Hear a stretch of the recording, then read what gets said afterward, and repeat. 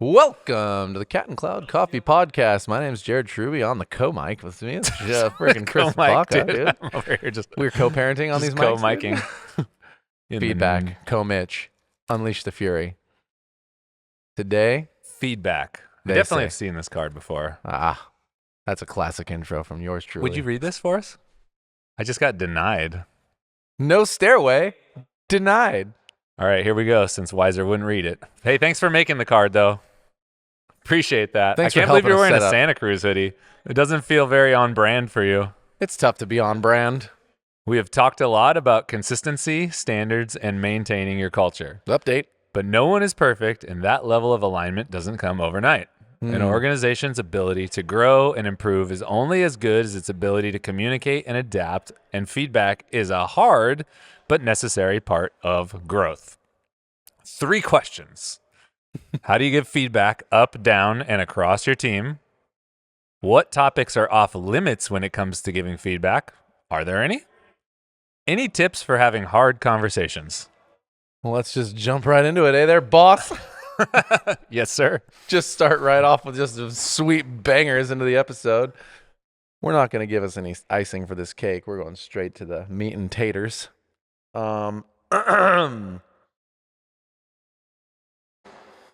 How easy is it to give feedback?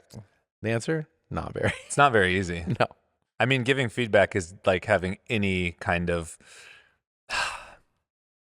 well, I know. Just they give it to you right off the bat, and you're like, cool. Popcorn question answer right quick. So how and in what context are almost different questions. So That's something true. that we talk about a lot, which makes giving feedback easier, even though it's still challenging, is doing it in the context of your values. Yeah. You know, if you have a clearly defined mission and values, we talk about this all the time. Have you heard this one before? Have you heard this one before? You can structure your feedback in the context of the value. So it's not, that helps you avoid these weird things where it's like, you're doing something wrong. Right. Okay, why is that wrong? It just is. Mhm. It just is. And some things are simple, you know, if there is if someone misses a step in an established workflow, like you missed a step in your barista workflow, that's not a super hard feedback conversation. Pretty That's like, straightforward. hey, you actually didn't tamp that puck. Yeah. Got to make sure we tamp. So, Gotta do that. so we don't get any channels or anything. Oh, okay, cool. Yeah, like that's easy. But when it comes to cultural things, it can be really hard to describe why and what happened. Yeah, I'd say it's probably wise as well to start, set an expectation that you will receive feedback. We do that in orientation here at Cat and Cloud. We make sure everybody expects to get feedback. Now, that doesn't actually make it easier on the person or the team members per se, but it does make sure that it allows you to kind of like have the rubber meet the road. And I think there's a difference between many companies talk a lot about how things work in orientation and they don't follow through in the actual setting of the work. So there's something to be said about you put that expectation on the table to get going, you deliver it with the values like you said, and then when it comes, at least there is no way, I think, for a new team member to not get a little spike of adrenaline. Even the people giving feedback, at times you're going to get a little spike of adrenaline. Hey, this could be a little bit of a conflict. I have to say something. That's going to happen. But the nice news is that you've kind of set the table for that, and people are expecting to hear feedback. That doesn't necessarily, though, mean that the feedback is going to be either received well or even delivered well. And that's a whole other conversation, right? Telling Yeah. somebody that they're going to expect feedback and then giving them feedback that belittles them in the way you speak to them in some capacity, you know, changes the game dramatically, even if the way you deliver that feedback or what you're delivering that feedback for and the performance you're trying to manage, like if you're trying to go still to the same true north, the way you deliver that feedback is really crucial. And that becomes a little bit of an art as well.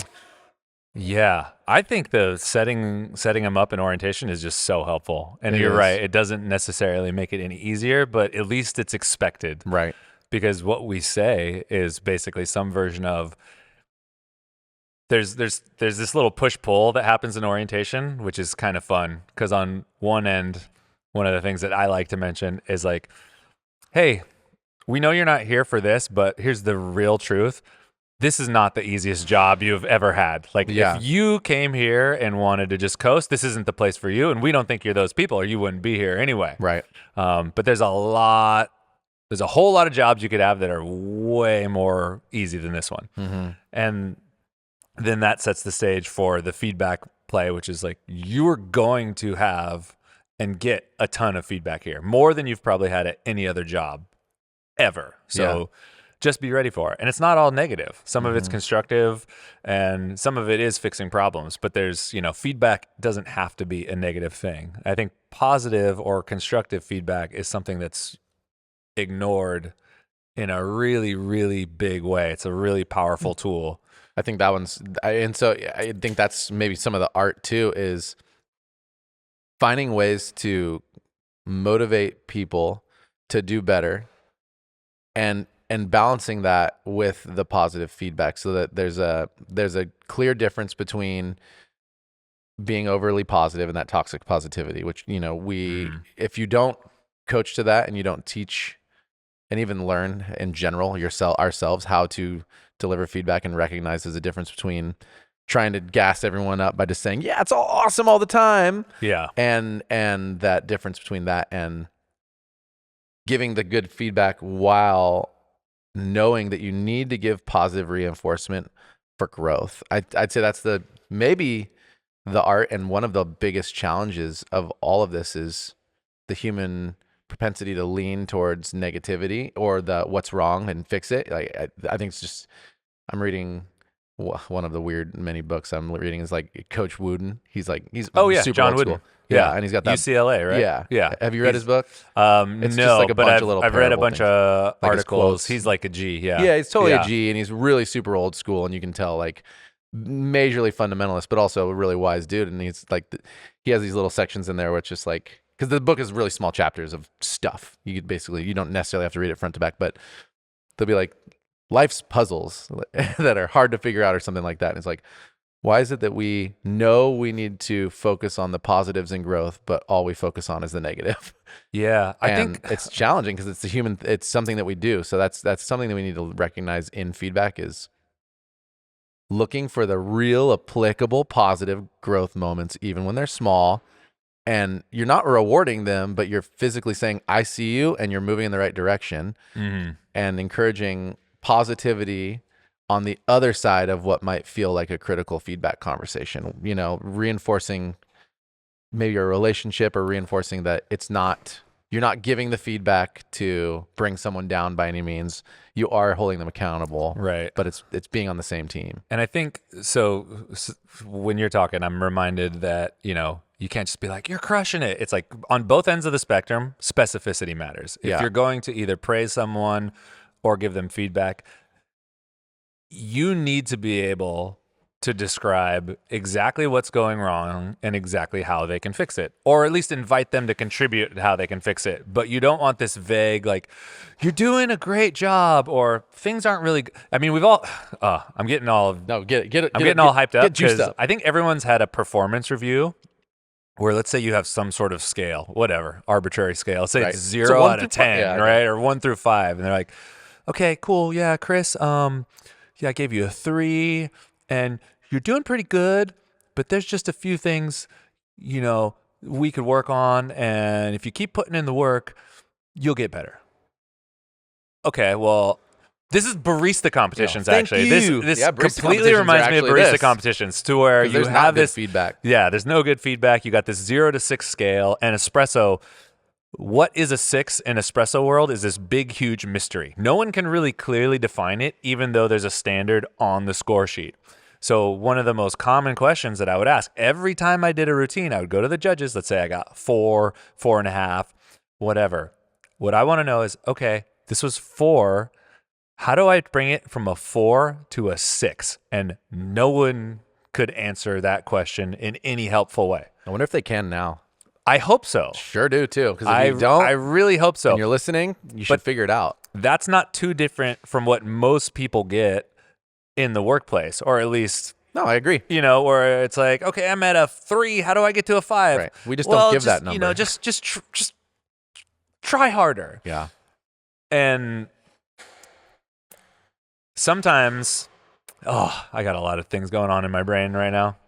I mean, you just translate it to everything, so it gets wild up there. Yeah, I'm just like connecting the dots. Oh, say, let's go back to specificity. So you owe it to your employees, or if you're communicating up the chain to your boss, if you're bringing up an idea, you want to be as specific as possible. You want to be really clear, and you want to avoid these things that are really common that you only do because you're uncomfortable, like a compliment sandwich. Nobody wants to tell somebody bad Oh news, gosh, right? So what's the best way to do it? Maybe I can pretend that make it's them feel not patronized. actually feedback. Hey, Jer, you're doing a great job, but there's just this thing that went really wrong. But overall, you are kicking ass, Yeah. man, and this is really nice.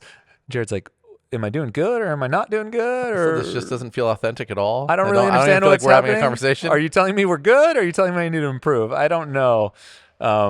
Give them a compliment sandwich. Give him a compliment sandwich. It's gonna be sick. I had a boss that gave me a compliment sandwich. We both know who this is. And I had to tell her, I was like, hey, I'm not 12 years old. So if I'm doing something wrong, you can just tell me. And A that's compliment fine. sandwich is just like white bread, plain cheese, white bread. Enjoy the dry With smacking. like some shitty Kraft Not even mayonnaise. anything. That's Just it. like slather. That's a compliment They're all- sandwich. You get It one doesn't American actually cheese taste good. and 2 white breads from Rainbow, and that's what you're gonna do. It's pretty amazing. There's no nutrients in there, everyone. That's what I'm trying to say. No nutrients, and you can't absorb anything. Okay, that's a health crossover. Welcome. You're right, though. You got to be able to. Well, okay. Here's the thing about that. If you're going to establish a culture where feedback is meaningful and necessary, you actually, what you're doing with the compliment sandwich is you are painting a picture of how you want people to behave. And so that's the thing with us here is we're not by any means saying that we, Chris, Jared, Charles, the ownership group are like perfect at this, but we are saying we're trying to go in a direction, and the direction we're going is building professionals and human beings who are going to be in a better place because they associated with us in the work that we do. And so if we were to come in and be like, yeah, we give feedback here, here's how you do it. You walk in and you find something nice about, dude, I really like your pants. And you like make sure that you butter them up real good. And then you tell them the one thing, hey, I notice you don't like, your espresso's not dialed in, but like, you know what? It's cool because I love those pants. Remember that about this conversation. And it's like, that's obviously ridiculous what I'm saying in general, but it's not far off of Not what you're setting a really. precedent for. So you could come in and do that, or you could say, hey, can I talk to you for a second? Like, there is something that you do that is challenging and it affects whatever you're doing. You could call it, if you're the flow of the cafe, the team you're working with, whatever. You don't need to like pepper them with all the reasons that it's like ruining the day. You're like, hey, it's affecting us in this way. Here's what we agreed to. Can we talk about that? Can you speak to that? And you can allow them to speak to it. It doesn't have to be like, I saw you, you're wrong, we need to do this. You allow them to speak to it. Maybe it's they forgot. Maybe they're having a bad day. Maybe they do need coaching. They do need like follow up on how tos. There's a myriad of different things that happens when you're working in a complex business that we're working on in. There are a lot of things to learn, and we do our best to build, and we consistently work on this, build training that is long and repetitive so that you don't have to remember everything out the gate and be perfect. And I think a lot of jobs don't do this as well. So we allow space for people to fail. Mistakes are okay here. So if you're giving feedback, you can deliver all that. Hey, this is how it's working. This is how it's affecting everybody. What do you think? And hopefully with time, and maybe in a perfect world right out the gate, the person feels comfortable enough to have a conversation about it.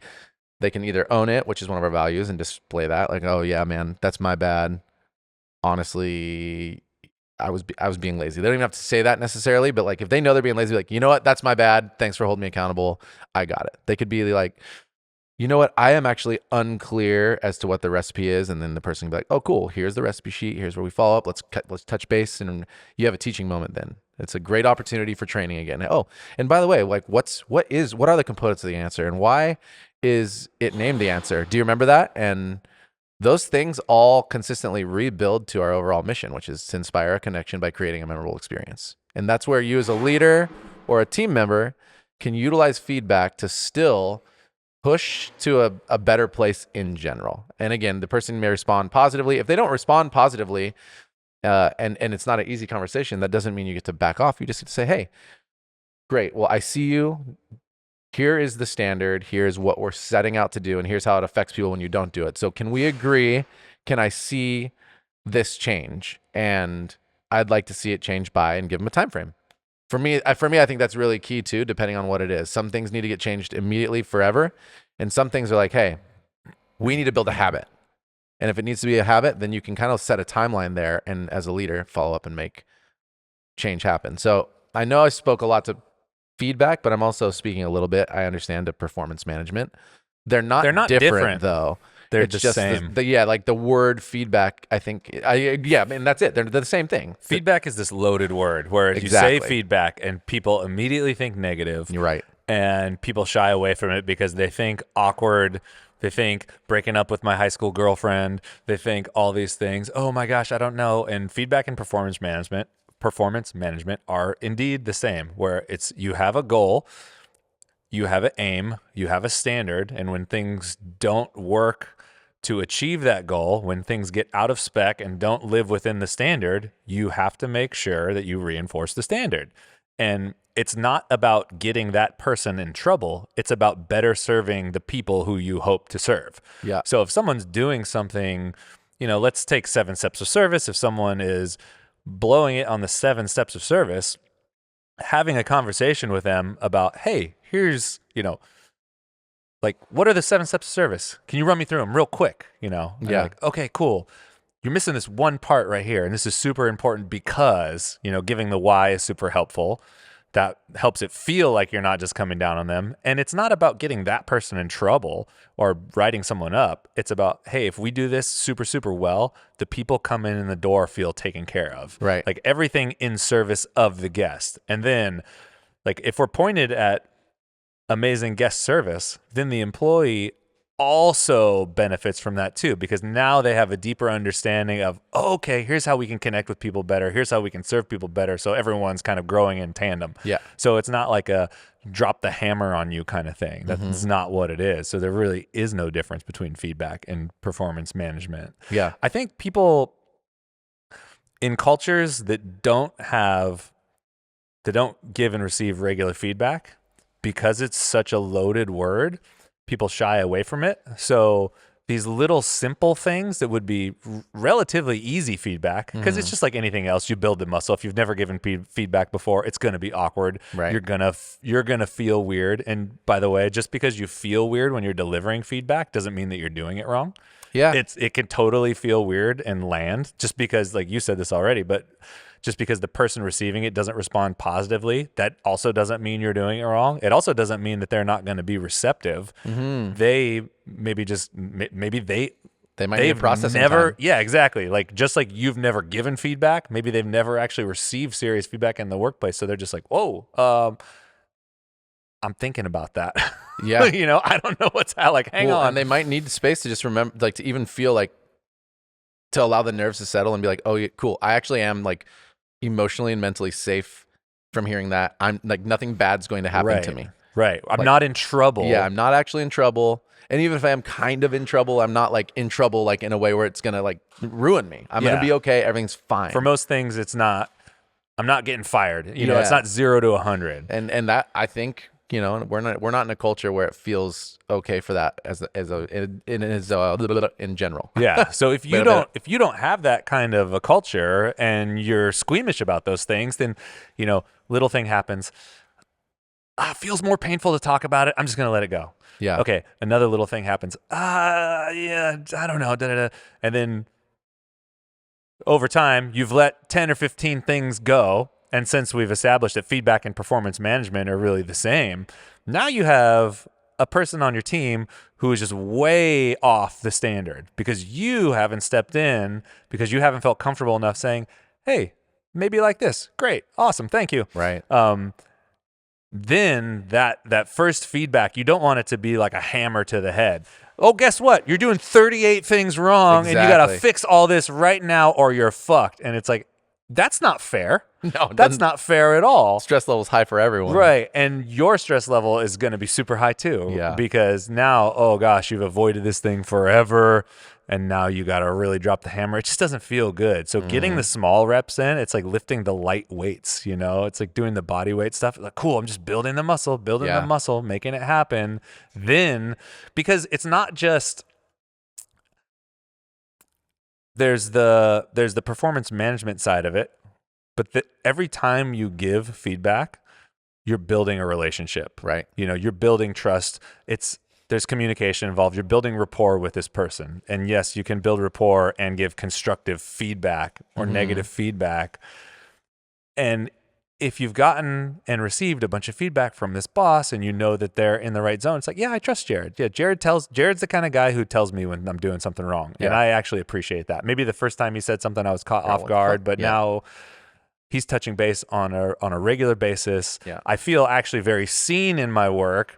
I know that my work matters because someone's giving me feedback on Right. it. It's not like I come to work, clock in, do this thing, clock out without anybody ever saying anything to me, because that would just make me feel like a cog in a wheel, which is where most people are sitting. Yeah. So you're building trust and rapport. And then if you need to have some of those bigger, more gnarly conversations, it's actually way easier. Hey, it's Wiser here again to tell you about the coffee you could get from us at Cat and Cloud. Are you looking for something to wean your parents off those oily beans that they buy from Costco in bulk? You should check out Night Shift. It's our house coffee that's meant to replicate the classic coffee profile with darker, full-bodied flavors. So if you want a coffee your parents will love and you'll be happy to drink every time you visit, check out Night Shift. How about getting a different coffee every time? Check out our coffee subscriptions, where every 2 weeks we offer a different single origin coffee from our menu, so that you can always be trying something new. You can set up your subscription to get coffee on whatever schedule you'd like. Or if you just want the same thing every time, we have that too, as you can get all of our house coffees on subscription as well. And speaking of parents, I have my dad on one. He's a local legend around the roastery, as every time a new bag of Night Shift shows up on his doorstep, he thinks it's magic. So be the hero we all know you are by upgrading your parents' coffee game. And check out subscriptions at catandcloud.com. Also, call your parents. Say hello. It's nice to build a culture where you're not the only one doing it too. If you're the only one, or one of the only ones in a larger company who give feedback, you've got an opportunity to include people. And that's, I think, where you can build culture through feedback, and you can build some relationship and pass the accountability on. And I think that there's kind of a gift some of the people I've seen here do it is you include the person you're giving feedback in with like the training and the opportunities of the bigger cafe or company at large. So it's, say you give them feedback on their performance. Let's say they are taking too long to close because they are not following some protocols. Like, hey, there's this, the way we do things is set up to be done in such a way, and it protects the time of the day, so you don't have to be here for a long time. You teach them about that, and you say, hey, and if you ever see anybody else doing that, could you help me by holding them accountable too? Just remind them of it too. As you're doing it, just know you're not alone, and include your team in it. Yeah, that's a good one.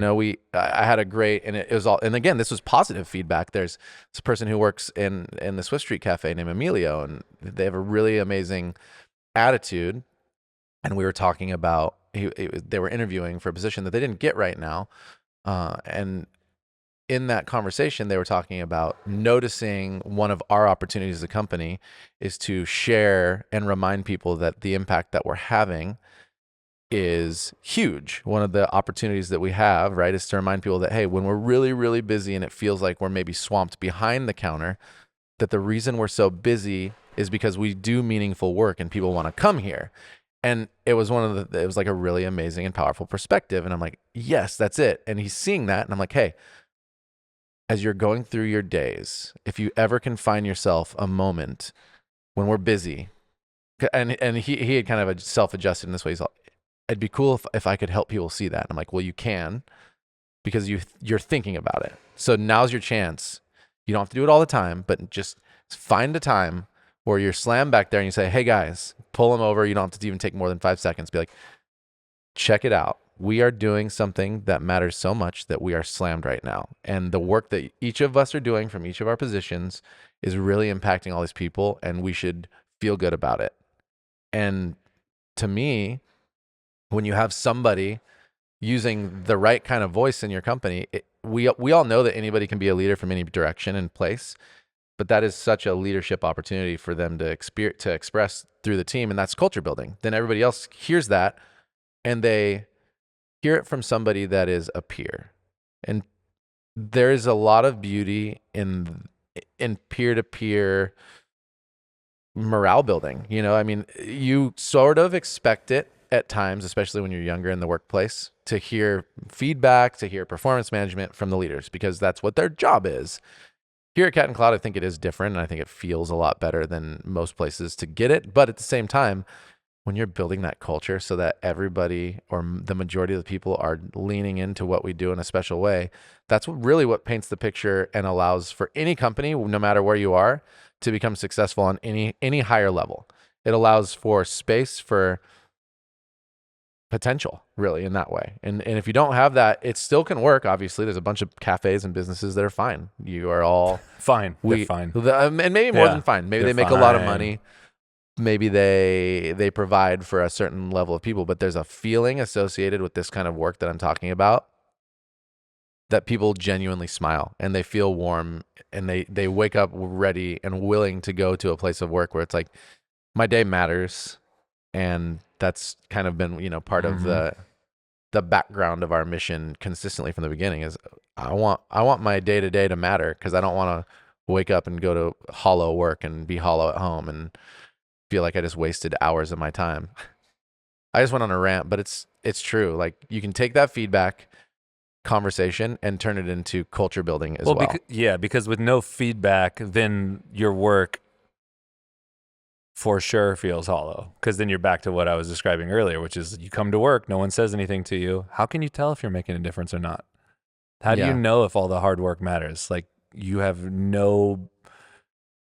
there's no feedback for it, So you're just like, cool, clock in, clock out, 8 hours is gone. I'm not sure what happened, but I did something. Yeah. And not everybody's going to be able to live in flow state at work and have like their favorite thing happening all day, where you could just, there are those people who get lucky, maybe some of it's professional athletes, whatever it is, where they get to do the thing that they love more than anything all day long. There's still going to be work that goes into that, but like, I don't think anybody does what they love all day long. Motivation. Yeah. It's like, even an athlete, it's what do they do? Well, no, they have to practice. Game time is epic, right? Right. But how much off time goes into making game time work? Yeah, everything. It's like, does anybody really like shooting 500 free throws? Yeah, probably. You know what I mean? Totally. After you've been in the league for a couple of years, do you really want to go to the gym again? Right. Maybe I it's got that paycheck. I'm on right. It feels, sure, there's a certain amount of, actually there's not, you see, I wanted to say there's a certain amount of freedom that comes with that lifestyle, but not really. You're still on the road. You really got to pay the games. piper. You know what I mean? Because if you slack at all, you're on the fucking bench, dude. Yeah. You know what I mean? Or You're traded. not. Yeah. You can't just be like, oh, I'm going to skip in the gym. So it's like, sure, maybe it seems like a nice thing. Oh, I'm going to the gym. It's like, yeah, you're working real hard. Yeah. Real hard, just to be in the league at all. And if you want to be one of the greats, forget about it. That's your whole life. Everything else suffers to make that one thing possible. True, and that's man. just real. And I think that applies to everybody's work. There's so many things that we do that we just don't want to do. Like, I don't want to do it. And it was like that since day one, since I really want to be a barista. Do I love cleaning the toilet? Nope. But that's what we do. Totally. Cool. Do I want to mop the floor? Nope. But that's what we have to do. Do I want to unpack this order? Nope. But doing those things allows me to do the thing that I really love, right? That allows me to have that time behind the bar. And, maybe out of an 8-hour shift, I only get a couple hours behind the bar actually interacting with the coffee, and it's worth it. Doing all those other things are worth it. Right. So even the superstars have to pay the piper. Yeah, no doubt. So then there's like are there any things that are off limits? And it's like, yeah, the legal stuff I think is off limits in terms of feedback conversation. What's off limits? I think I'm just like, if he's going to ask that question, what would be off limits? Anything that you maybe haven't established that you're going to give feedback for. I think setting the expectation is pretty wise. Again, like, if you're not going to talk about cultural or performance management, then I don't know. I mean, what is there? Some personal stuff? Like, you could technically, like, there's laws around that are going to be like state to state. So I think, I think in terms of workplace performance and culture, I don't think anything's off the table. Right. I think if you're seeing something or feeling something that doesn't seem quite right, the best thing to do is to try to figure it out. Right. You know, what you don't want to do is make assumptions as to why that's happening. So maybe it's nothing's off limits, but how you approach it might be off limits. Sure. That's fair. You That's know? fair. You know what? It's a trip. Like, I know you haven't gotten into the Ted Lasso thing. They do such a good job. You know, so much of that show is it's built in psychology, but there's a lot about feedback and how you treat people. And so in the later seasons, like, there's a whole, whatever, a thing happens and one of the coaches isn't with the other coaches, but the way he approaches head coaching is like very much the opposite of how Ted Lasso does it. And they're both successful, but one of them gives feedback and treats people one way, and then Ted Lasso does it another way. And there's so much to do in Ted Lasso about learning and creating a culture. And like one of the things that happens is they're playing against this team. They really want to beat them. And two of the coaches, well, they have this tape that they know would like rev up their team and get their team super angry and hyped about the other team. Like, we're going to kill them. And it's up to Ted Lasso to make the decision to show it to them or not. And he decides not to before the game, and they're losing 1-0. And he has to do something at halftime, at the half, to like talk to the owner. And the two coaches are like, well, what do we say to him? He's all, surprise me. And he comes in and they've shown him the tape, and the whole team is just redlining pissed. And they go out on the field and end up playing a really shitty second half because they're angry. They foul a lot. A bunch of guys get kicked out. It's like personal. And then the two coaches are sitting there who made that call at the end, and they're just so bummed at themselves. And they're like, they want Ted to yell at them. They're all, can you just yell at us? Can you just tell us we did a shitty job? All that stuff. And he goes, you made a call. It was the bad call. It wasn't the right call. There's a lot of football to play this season. And they're like, can you just fucking tell us we did a horrible job? And he's like, you tried something on, it didn't fit. Like, you learned. Let's go get him later. And he just walks out. And they're like, that fucking guy. And they're just so mad because they like know, but it's that whole thing. It's like, you tried something and we know it, and you're on the coaching staff. Like, you're trusted to try some shit. And that's one way to give feedback, whereas the other guy literally makes a team, like, dude, stand on the dumb line when he makes a mistake. He's all, stand there, dumb, and hopefully no other dumb-dumbs come stand on this line and make a mistake like this dumb does. What a dumb. Yeah, it's fucking amazing. Dude. Still just peppering it in there. It's a great show. If you haven't seen it, everybody, go check it out. Weiser on the dumb line for not reading his card. Weiser, dude, you want to go on the Weiser is on the dumb line for not reading the intro for us. That's what it is. Any tips? I think we've covered this. I feel having pretty hard good. Conversations. Yeah, here's one that people don't really acknowledge. You have to be honest. Be as honest as you possibly can. Where the compliment sandwich isn't going to work out. Get it out there. Right. You don't have to make someone feel like shit, but you do have to be honest. You know, that's all. Yeah, I think there's something. There's even a way to have this kind of. It's a feedback conversation without even performance managing, and it's just sharing, like, a feeling. Like, if you have a thing, this is where you could have a peer-to-peer, where somebody used a tone that made you feel a certain way or whatever. It's like you can pull them aside, and you can say, hey, you know, I know. You don't even have to say what you know. You can be like, hey, you mentioned something to me earlier. And even if it was in line with everything, right? Like, hey, you've been performance managed. You know exactly what you're supposed to do. They were right, but the way they talked to you made you feel a certain way. It's like, hey, I just want to let you know that, like, I hear what you said, but it made me feel a certain way, and it didn't feel good to me. And that's all. I just need to share that with you. I don't necessarily need anything different from you, but just know that, like, the way it came across and the way it was, like, I didn't feel good about that, and so I just need to say something. That's also a feedback conversation, peer-to-peer, that's fine. It's good even. It builds a relationship. You're not telling them they did anything wrong. You say, hey, it made me feel weird, and then they get to say something back or not. But if nothing else, you, like, got it off your chest, and that's mature and wise too. Because there's going to be times where you're not going to be able to see eye to eye on everything, because that's life and that's human beings. But you can just say that, and then you don't have to go home and live with it for the day, and you don't have to maybe stew on it, or you don't have to assume the other person did or did not do anything, you know, with ill regard. So I think there's an opportunity for feedback to be protective of yourself and almost therapeutic in that way. So I'd give you Where do you Try draw that. the line on that one, though? I wonder. It's like how, like, because some people are much more sensitive than other people. Yeah. So how do you calibrate someone who it's like, motherfucker, every time I say something to this person, they're like, Yeah. that made me feel a little weird. That made me feel a little this. That made me feel a little that. And it's like, okay, at some point, cool. Yeah, maybe you need to get something off your chest. But on the other end of the spectrum, it's like, hey, every time I say something, you're tripping out. Yeah. Maybe don't tell me next time. I don't fucking care. And I'm being harsh here. No, but I'm, I think that's where you find your way to a person who's a cultural fit or not, and you can either include or not include leadership in that context, right? Because we've experienced people like that who, no matter what you say, it's always like they feel slanted. Right. So I'd almost encourage you to start that conversation peer to peer or wherever you're doing it, because then you know. And there will be hopefully at first, and almost always there is, an attempt at like a reparation. There's always an attempt at, well, okay, cool. Like, I hear you.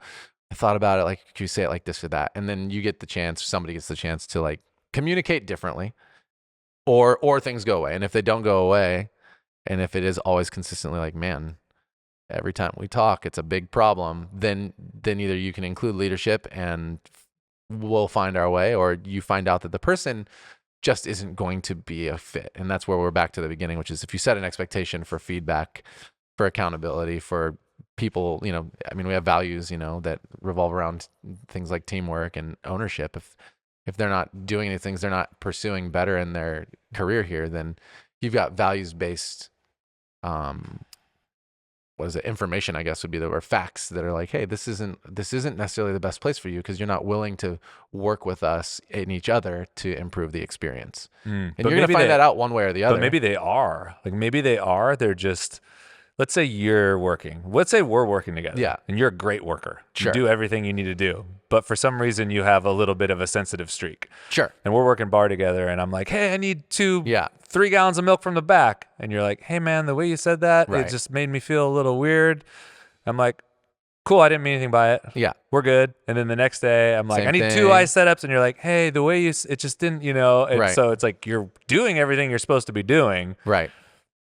Maybe you're just, for some reason, everything's hitting you in a Like you're having negative an off way. time. Like, where does the ownership come in versus if I'm like, I don't feel like I'm being harsh at all. Yeah. I don't really feel like I need to change anything. I'm within spec. Sure. And it's more about you. When do you stop bringing it up and look inward and say, okay, on one end, there's something to expressing my feelings. On the other end, there's something to acknowledge it, that my feelings are just simply feelings. And it's Totally. like, maybe Chris is mad at me.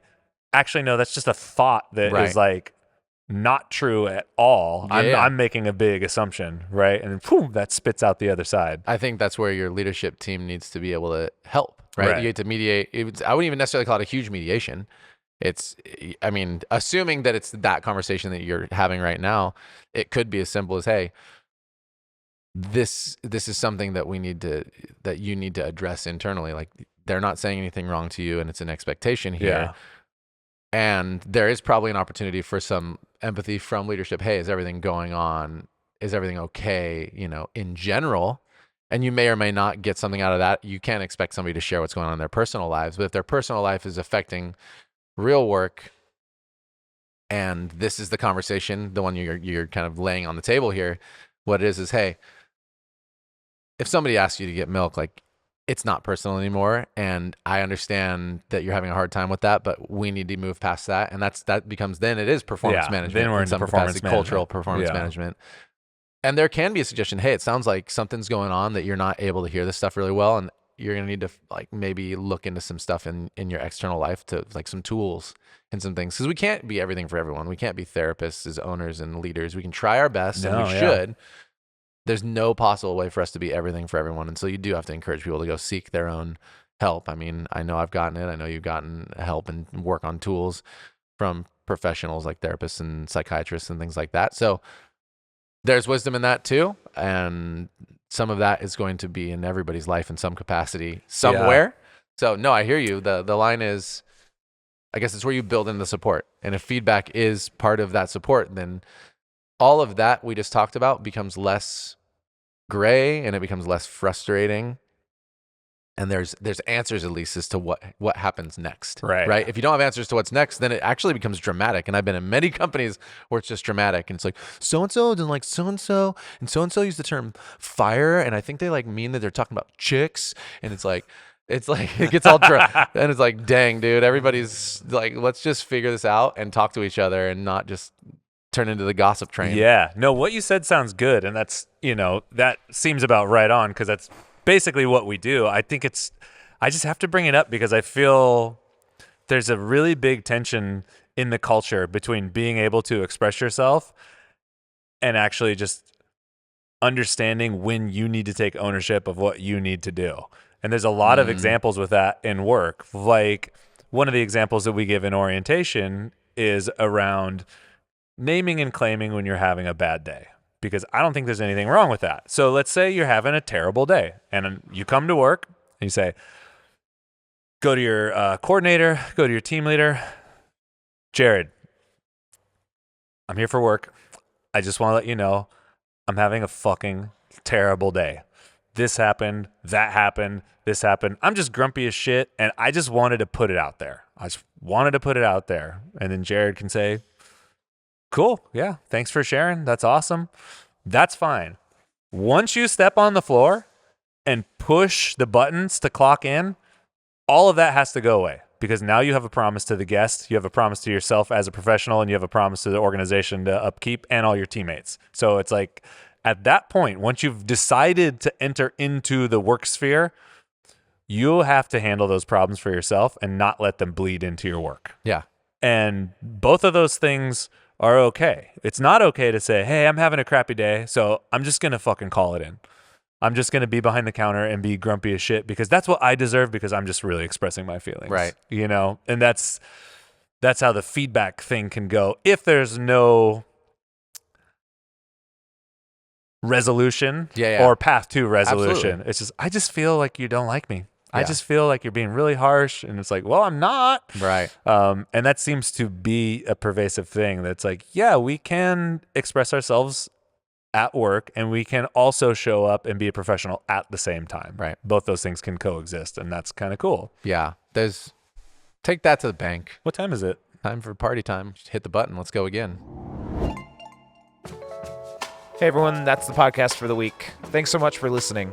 If you heard something that inspired you, let us know, or tell a friend. These are the types of connections that are the most important to us and that we seek to create every day. If there's something you heard and you want to know more about, send us an email to podcast@catandcloud.com or head to our website, catandcloud.com/podcast, and let us know.